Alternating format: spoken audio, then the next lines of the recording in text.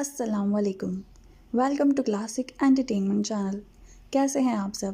آج میں لے کر آئی ہوں آپ کے لیے novel you are my heart کی قسط نمبر 24، جس کو شروع کرنے سے پہلے ویڈیو کو لائک کر لیں، چینل کو سبسکرائب کر کے بیل آئیکن کو پریس کر لیں تاکہ آپ کو نیکسٹ ایپیسوڈ پر وقت مل سکے۔ تو پھر سٹارٹ کرتے ہیں you are my heart episode 24۔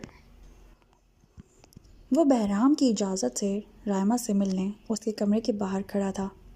جو آج ہوا تھا اسے اس پر ابھی تک یقین نہیں آ رہا تھا، مگر اس کے یقین نہ کرنے سے کیا ہوتا ہے؟ وہ سچ میں اپنی محبت کو پا چکا تھا، وہ محبت جس کو پانے کی وہ امید بھی کھو چکا تھا۔ وہ گہرا سانس ہوا کے سپرد کرتا کمرے کے دروازہ نوک کرنے لگا، مگر دروازہ لاک نہیں تھا۔ اس کے دروازے پر ہاتھ رکھنے سے دروازہ کھل گیا تو وہ دھیرے دھیرے اندر داخل ہوا۔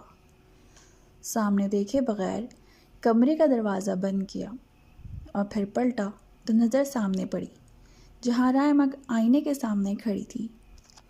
وہ کپڑے بدل چکی تھی، جس پر وہ دل محسوس کر رہ گیا تھا کہ اس نے اسے دلہن بنے بھی نہیں دیکھا تھا، لیکن اچھا ہی تھا کہ اس نے نہیں دیکھا تھا۔ وہ اس کے لیے نہیں سجی تھی، تو اس پر خدا کا کرم ہوا تھا جو وہ اسے بغیر کسی مشکل کے اسے مل گئی تھی۔ آئینے میں نظر آتے اس کے عکس کو دیکھا تو اس کی طرف پلٹی۔ وہ خود اس وقت پرنٹڈ گلابی رنگ کے سوٹ میں ملبوس تھی، جس کا دوپٹہ اس نے کندھے پر لٹکا رکھا تھا۔ اسے دیکھ کر آئمہ کی آنکھیں بھیگی تھیں اور اس سے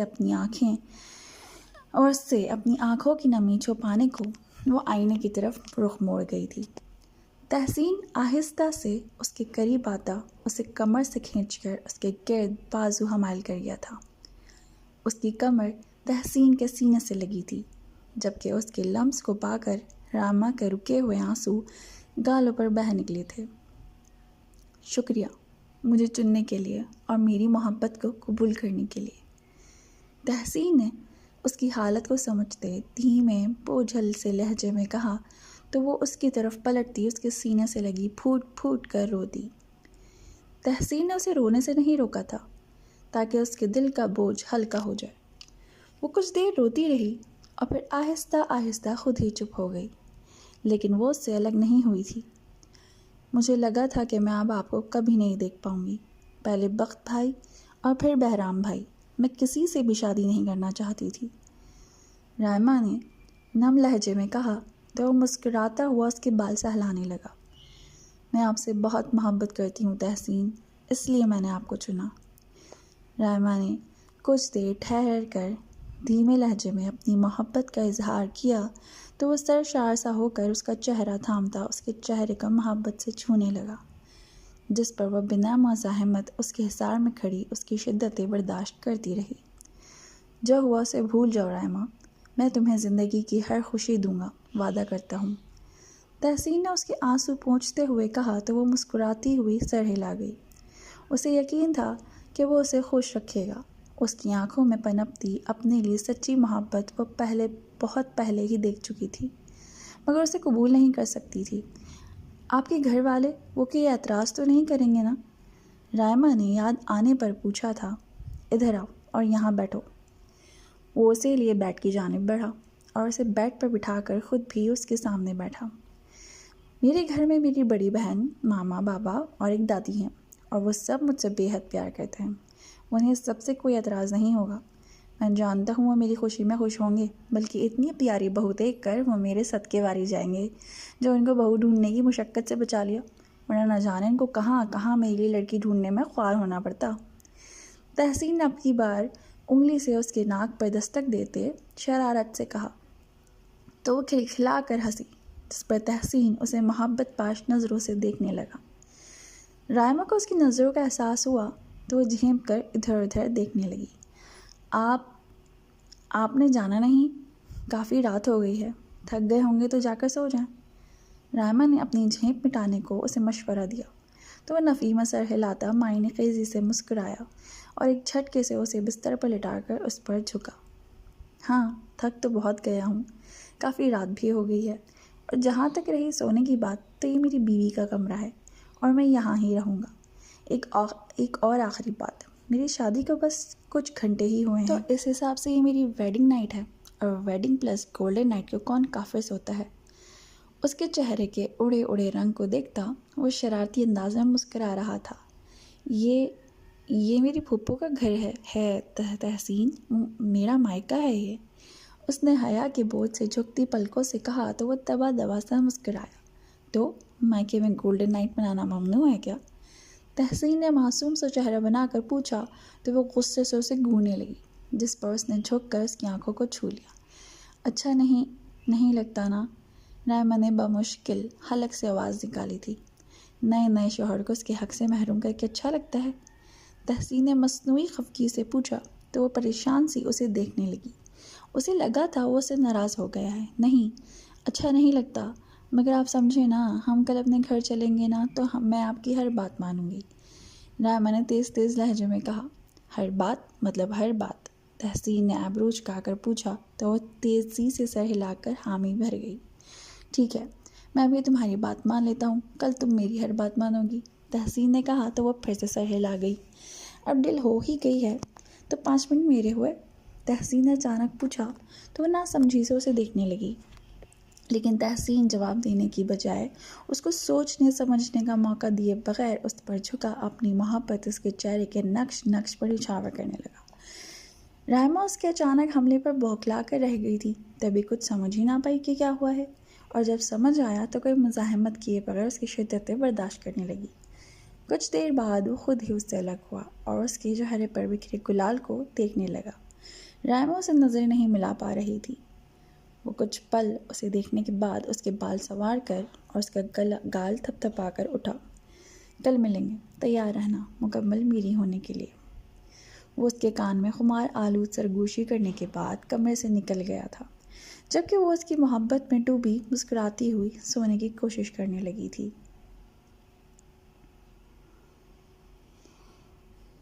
وہ اس وقت اپنے کمرے میں بیٹھا کل کے بارے میں سوچ رہا تھا۔ کل اس کی شادی تھی، مگر وہ بہرام سے جھوٹ بول کر اپنے کرائے کے گھر میں بند ہو کر رہ گیا تھا۔ اسے پتا تھا کہ بہرام شادی چھوڑ کر اسے ڈھونڈنے یہاں نہیں آئے گا، تبھی اسے کوئی ڈر نہیں تھا۔ اسے معلوم تھا کہ اس نے اچھا نہیں کیا، لیکن وہ اپنے ساتھ ساتھ رائما کی زندگی برباد نہیں کر سکتا تھا۔ وہ یہ بھی جانتا تھا کہ رائما اسے شوہر کے طور پر پسند نہیں کرتی تھی، اور شادی کے بعد وہ بھی اس رشتے کے ساتھ سمجھوتا ہی کرتی، اور وہ اپنے دل کو مار کر ایک سمجھوتے بھری زندگی نہیں گزارنا چاہتا تھا۔ وہ حسنہ کو چاہتا تھا، تبھی اس نے اتنا بڑا قدم اٹھایا تھا۔ اسے علم نہیں تھا کہ اس کے پیچھے حویلی میں کیا ہوا تھا، نہ ہی شرمندگی کے مارے وہ اس بارے میں سوچنا چاہتا تھا۔ وہ خود غرض بن گیا تھا اور صرف اپنے بارے میں سوچتا تھا، یہ سوچے بغیر کہ حسنہ مانے گی یا نہیں۔ کچھ سوچ کر اس نے حسنہ کے نمبر پر میسج کیا تھا، جو اس نے بہت مشکلوں سے حاصل کیا تھا۔ وہ اسے گھر سے کچھ فاصلے پر موجود پارک میں آنے کا کہہ کر اٹھا اور خود بھی اس پارک میں جانے کے لیے گھر سے نکل گیا۔ 5 منٹ میں وہ پارک پہ پہنچ چکا تھا اور پھر حسنہ کا انتظار کرنے لگا تھا۔ 10 منٹ کے انتظار کے بعد اسے حسنہ اسی طرف آتی دکھائی دی تھی، جس پر وہ بے ساختہ مسکرایا تھا کہ اس نے بختیار کی بات کو ٹالا نہیں تھا۔ کیوں بلایا مجھے؟ جلدی بولو، فالتو وقت نہیں ہے میرے پاس، حسنہ نے ناک چڑھا کر پوچھا۔ تو نہ آتی، بختیار نے مسکراتے لہجے میں کہا تو اس نے بختیار کو گھورا۔ زیادہ بکواس نہیں، اب بولو، حسنہ نے اسے ٹوکا۔ میں تم سے محبت کرتا ہوں حسنہ، اس نے سنجیدگی سے اپنی محبت کا اظہار کرتے ہوئے بولا۔ پرانی بات ہے، کوئی نئی بات کرو، حسنہ نے لاپرواہی سے کہا تھا۔ نئی بات یہ کہ میں تم سے شادی کرنا چاہتا ہوں، بختیار نے کہا تو وہ گہرا سانس بھر گئی۔ میں نے پہلے بھی کہا تھا، اب بھی کہہ رہی ہوں کہ یہ ممکن نہیں ہے، حسنہ نے اپنے لفظوں پر زور سے کہا۔ کیوں ممکن نہیں ہے؟ عمروں میں 1 سال کا فرق کوئی معنی نہیں رکھتا۔ جدی پشتی رئیس ہوں، پڑھا لکھا ہوں، اچھا کماتا ہوں، ہینڈسم ہوں، اور کیا چاہیے تمہیں؟ بختیار نے اب کی بار جھنجھلا کر کہا تو وہ آئیبرو اچکا کر اس کا سر تا پیر جائزہ لینے لگی، جو ٹی شرٹ اور ٹراؤزر میں ملبوس تھا۔ نفاست سے تراشی گھنی داڑھی اور مونچھوں میں وہ واقعی کافی ہینڈسم لگ رہا تھا۔ جو بھی ہے، مگر مجھے تم سے محبت نہیں ہے، ذرا سی بھی۔ حسنہ نے کندھے اچکا کر پلٹنا چاہا، جب بختیار کی اگلی بات پر ٹھٹک کر رکی اور مجھے تم سے اتنی محبت ہے کہ میں نے اپنی شادی توڑ دی۔ اس کی بات سن کر وہ ایک جھٹکے سے اس کی طرف پلٹی جو اب اپنی جیب سے فون نکال رہا تھا۔ میری کزن ہے رائما، اس کے ساتھ کل میری شادی تھی جو میں نے کرنا نہیں چاہتا تھا۔ دل میں کسی اور کو بسا کر زندگی میں کسی اور کو شامل کرنے والا کمزرف اور بزدل شخص نہیں ہوں میں۔ تم سے سچی محبت کی ہے میں نے، 2 دن کی دل لگی نہیں کہ آج تم نے انکار کیا تو میں کل تمہیں بھول جاؤں۔ میں رائما سے شادی سے انکار کر چکا تھا مگر میری بات پر کسی نے حامی نہیں بھری۔ اپنے ساتھ میں اس کی زندگی برباد نہیں کرنا چاہتا تھا۔ تم مجھ سے محبت نہیں کرتی مت کرو، مگر شادی سے انکار بھی مت کرو، بس میری ہو جاؤ، تمہارے حصے کی محبت بھی میں تم سے کر لوں گا۔ بختیار نے اپنا فون اس کی طرف بڑھاتے ہوئے سنجیدگی سے کہا تو وہ اس کے فون کی گیلری میں نظر آتی رائما کی تصویر کو دیکھنے لگی جو بختیار اور ایک لڑکے کے ساتھ کھڑی تھی۔ دوسرا لڑکا شلوار قمیض میں ملبوس، شال کندھوں پر ڈالے، کافی ہینڈسم اور میچیور لگ رہا تھا۔ اس کے نقوش بختیار سے کافی ملتے تھے۔ وہ بہرام تھا جسے وہ نہیں جانتی تھی۔ اور تمہارے وہاں نہ پہنچنے سے اس لڑکی کی جو تذلیل ہوئی اس کا کیا؟ تم کمزرف نہیں ہو لیکن تم نے ایک لڑکی کو بھرے مجموعے میں ذلیل ہونے کے لیے چھوڑ دیا۔ حسنہ نے تیکھے لہجے میں پوچھا تو وہ دانت پیس کر رہ گیا۔ وہ بھی مجھ سے شادی نہیں کرنا چاہتی تھی، بھائی مانتی تھی وہ مجھے، اور اس نے بھی انکار کیا تھا۔ ہم دونوں ایک دوسرے پر تھوپے جا رہے تھے تو کیسے گزارتے ایک ساتھ زندگی؟ اور تم اس کی فکر مت کرو، وہ میرے نہ آنے سے یقیناً خوشی ہوگی، بختیار نے خفا سے انداز میں کہتے اس کے ہاتھ سے اپنا فون کھینچا۔ پھر بھی تم سے شادی نہیں کروں گی، حسنہ نے 2 ٹوک انداز میں کہا تو وہ بے بسی سے اسے دیکھنے لگا۔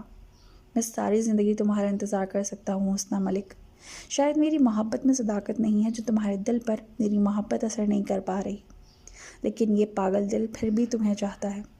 میری زندگی میں تمہارے علاوہ کسی اور کی کوئی گنجائش نہیں نکلتی، لیکن تم تو مجھے پسند ہی نہیں کرتی۔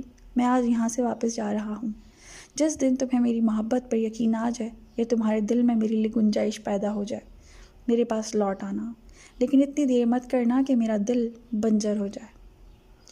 وہ پھیکے تھکے سے لہجے میں کہتا پلٹ گیا تھا، مگر حسنہ تو اس کی آنکھوں میں چمکتی نمی دیکھ کر ہی دنگ رہ گئی تھی۔ اس میں اتنی ہمت بھی نہیں ہوئی کہ اسے روک کر کچھ کہہ پاتی، یہاں تک کہ وہ اس کی نگاہوں سے اوجھل ہو گیا۔ اس کے جانے کے کچھ دیر بعد وہ بھی ایک بوجھل سا سانس ہوا کے سپرد کرتی پارک سے نکل کر اپنے گھر کی طرف چلتی تھی۔ اس کے گھر میں آج کل جو حالات چل رہے تھے وہ بختیار کو اور اس کے کیے گئے اظہار کو بھول ہی گئی تھی، مگر آج اس کا دل نہ جانے کیوں ایک الگ ہی انداز میں دھڑکا تھا۔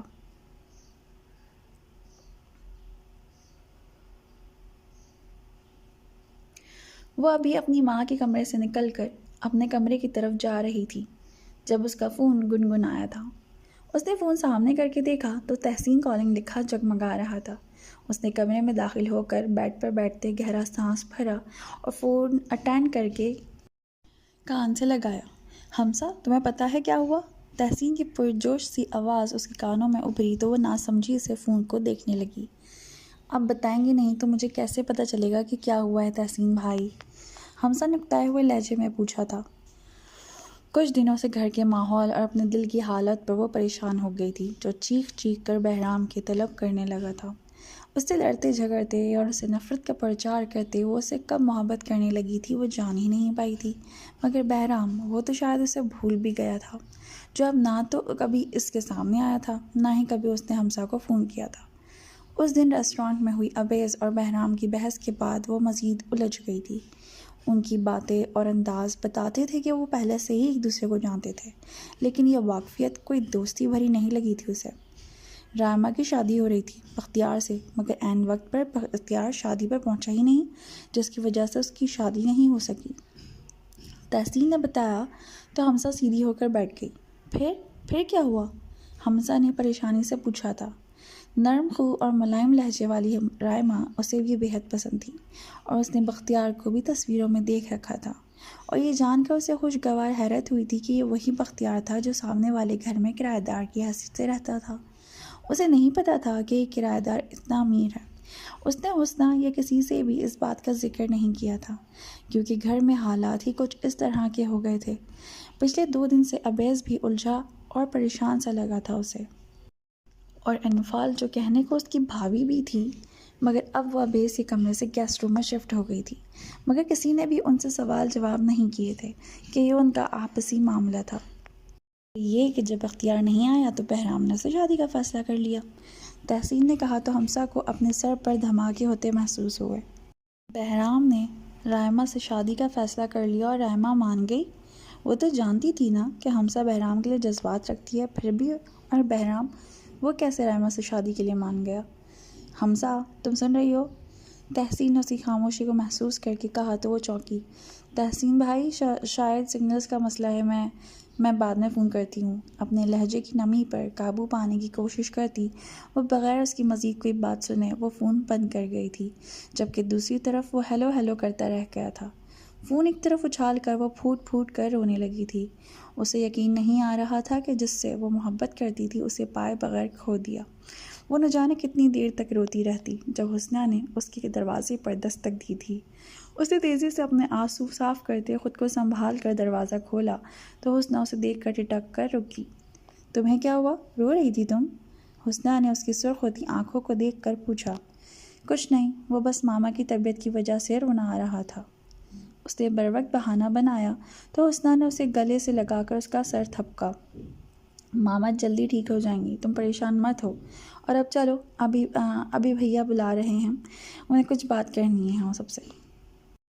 حسنہ نے کہا تو وہ سر ہلاتی اس کے ساتھ باہر کی جانب بڑھی، جہاں لاؤنج میں ہی انفال، اس کی ماں اور بعد دلاور ملک بیٹھے تھے۔ انفال اور ابیز الگ الگ صوفے پر بیٹھے تھے اور سب کے چہروں پر سنجیدگی چھائی ہوئی تھی۔ آپ سب کو یہاں جمع کرنے کا مقصد آپ سب سے کچھ ضروری بات کرنا ہے، اور جب تک میں اپنی پوری بات نہ کر لوں بیچ میں کوئی کچھ نہیں بولے گا۔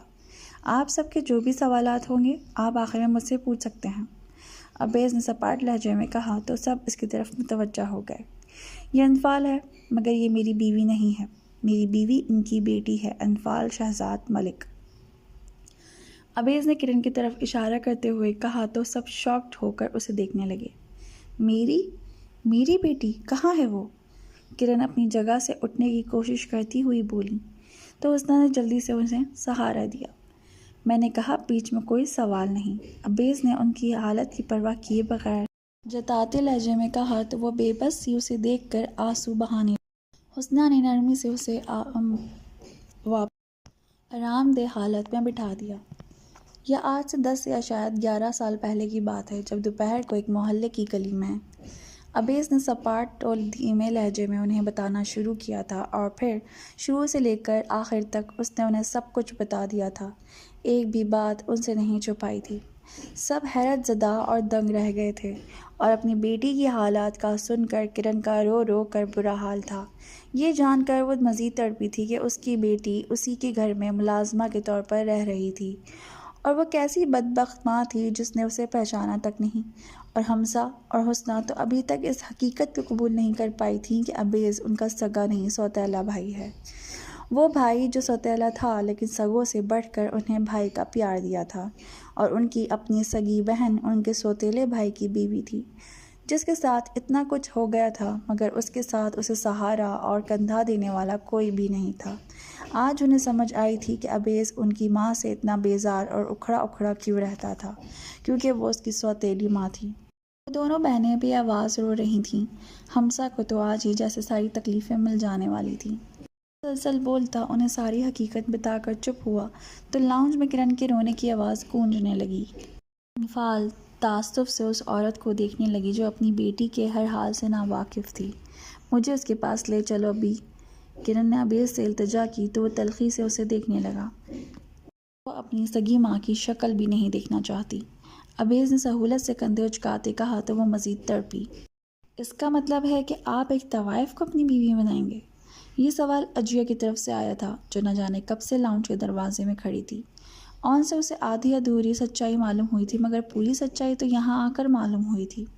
اگر آئندہ میری بیوی کے بارے میں یہ لفظ استعمال کیا تو تمہاری جان لے لوں گا میں، اور جہاں تک بات بیوی بنانے کی تو وہ میری بیوی ہے اور ہمیشہ رہے گی۔ مجھے تم سے اپنی کسی قسم کی رائے لینے کی ضرورت نہیں ہے، نہ مجھے تمہارا کوئی سننا یا ماننا ہے۔ ابیز نے انگلی اٹھا کر وارن کرتے لہجے میں کہا تو وہ استہزائی انداز میں ہنستی ہوئی اس کے قریب چلی آئی۔ ویسے جب لوگوں کو پتہ چلے گا کہ آپ کی بیوی کی حقیقت کیا ہے تو لوگ کیا کہیں گے؟ آپ کی عزت تو مٹی میں مل جائے گی۔ اور حسنہ، تم لوگ اپنی بڑی سوتیلی بہن کو اپنی بھابھی کے روپ میں قبول کر لو گی؟ اور انکل وہ آپ کی بھی تو سوتیلی بیٹی ہوگی، آپ کیسے اسے برداشت کریں گے؟ آفٹر آل کوئی بھی مرد کسی اور مرد کی اولاد کو پالنے کا حوصلہ نہیں رکھتا۔ اجیہ نے طنزیہ انداز وجہ سے ان سب کو انفال کے خلاف بھڑکانا چاہا تھا۔ میں نے کہا بکواس بند کرو اپنی، ہر مرد کمظرف نہیں ہوتا ہے، بہت سارے مرد دوسروں کی اولادوں کو پال لیتے ہیں، اگر تم جیسے شرپسند لوگ ان کی راہ میں رکاوٹ نہ بنے تو۔ رہی بات انفال کی تو اسے پالنے کی ضرورت نہیں ہے کسی کو، وہ اتنی مضبوط ہے کہ خود کما کر جائز طریقے سے کھا سکے، اور نہ بھی کمائے تو اس کا شوہر